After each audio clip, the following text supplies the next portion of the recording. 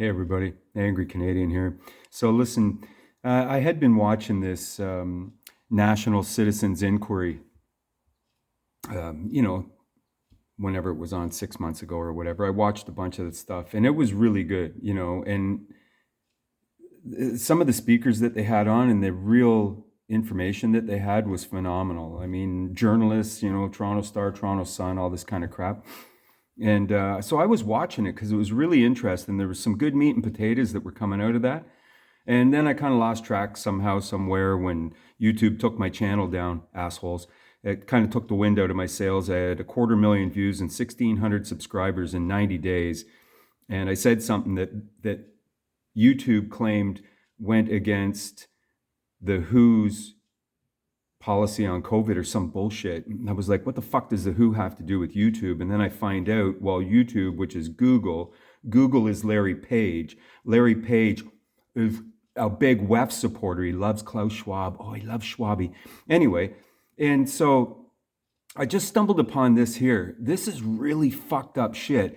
And it goes in line with the video that I saw this morning about Justin making these accusations about India and shit, because he's all pouty after his India trip at the G20 and they snubbed him and they left him out of some of the, he's like Rudolph the Red-Nosed Reindeer. They didn't let him play in the reindeer games down there and he got all pouty and pissy and shit. And now he's up here being a dick. Well, this lady just openly admits 100% that she has indication in direct writing from the Prime Minister's office that Justin invoked mandates because he was angry at being heckled. Now, this is really fucked up. You know why? Because Justin's a snotty piece of shit, silver-spooned little dick fucking asshole. That's why. Hey, Justin, you fucking piece of shit. Here, watch this. Transport order or the other federal such orders directing other people in the public service, the federal public service, to be vaccinated? Yes, I do. I have no doubt in my mind that this came from the Prime Minister's office. Part of the evidence or the support to that belief is that we seem to have a real trend where General Vance was Chief of Defence Staff when vaccines first emerged. He didn't bring in a mandate, and as you recall, he was removed under the cloud of a sexual misconduct allegation. Admiral MacDonald then took his place. Within a few weeks, he was under a cloud of suspicion for sexual misconduct because I've seen his briefing note and it clearly states that he could not bring in a mandate. General Fortin was in charge of vaccine rollout in Canada. I suspect that he also said you couldn't bring out a mandate, which through the sworn testimony from the Peckford hearings, the Prime Minister's office was clear that this was coming from the Prime Minister, who was angry at being heckled and demanded that a mandate be brought in.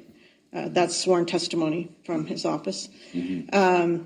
So then we get General Fortin accused of sexual misconduct. We then have General Eyre come in as acting CDS at the time. He is given a briefing note from General Cadieux that you can't do this, basically. And General Cadieux is then accused of sexual misconduct.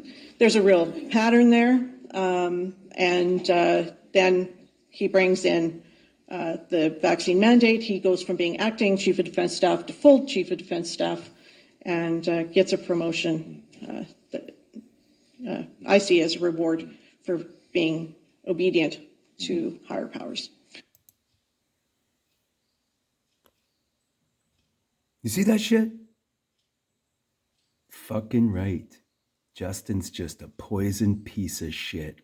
He's as deep fist in that fucking Schwab. Fucking right, eh, Justin? You fucking sell out to my country. You fucking piece of shit. You're no fucking leader. You're no fucking Canadian. You're a Chinese motherfucker.